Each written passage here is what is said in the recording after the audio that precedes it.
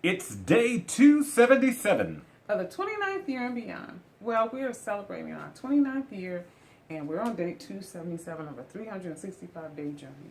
Yes, ma'am. And I started thinking about how do you measure a year? And I thought about this song that I just love.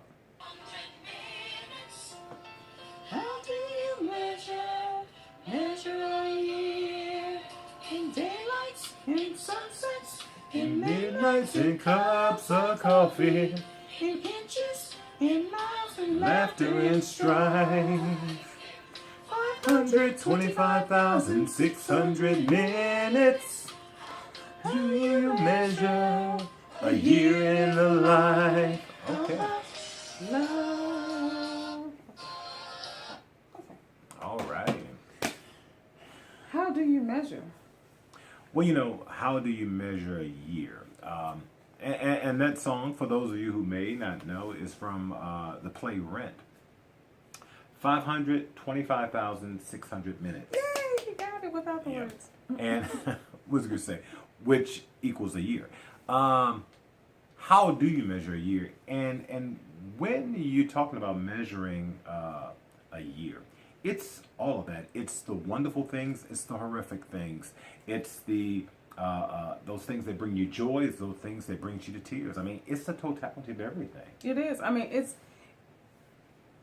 some people say, oh, well, this year I made this much money, especially look end of the year taxes and all that kind of stuff. Or this year I bought this kind of car, or we moved into this kind of house. Is it really about those things? Is that how you measure a year? Is that what you measure a year in your life? I think about people who are on their deathbed. I think about a family member that we lost this week, and I'm sure when she measured her life of her husband and the things that she was able to do for him. I'm sure when people think about on that last moment when they're there facing death, they don't think about how much money they have in the bank. Well, one thing that I personally learned a long time ago, relationships are really, really important to me. And being in ministry and pastoring for 24 plus years, I've had an opportunity to be with a lot of families and quite a few individuals at their deathbeds. And what I can honestly say as I reflect over that is I can never recall anybody who was preparing to transition mentioning, I wish I would have had more time to live in a greater house. I wish I would have been able to get one more car. I wish I would have taken the time to, close that last deal. It always gets back to, I wished I had more time for family, for friends. It always gets back to relationships and being mindful of how much they value relationships at the end when they may or may not have valued them so much during the journey. It's all about love. It's all about spending time with one another. It's all about enjoying those moments. How many people take the time to look at a sunset or even a sunrise? How many people take the time to look at what it looks like a rainbow on the street after it rains? How many people take time to stop and actually look at a rainbow even though you see one? Or a beautiful moon. Just enjoying them. Wake up a partner and say, hey, look at that sunrise. Look at that sunset.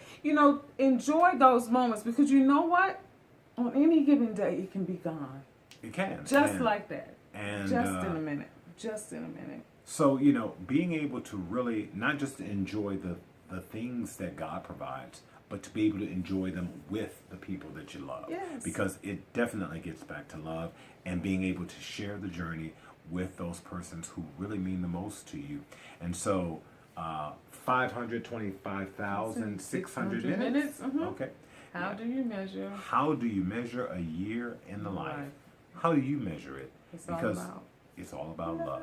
And the reality is, it's all of those things. It's the wonderful things, things not so wonderful, but being able to focus on spending the quality time and sharing the journey and enjoying the journey with the people you love. Until tomorrow, if the Lord says the same. Bye.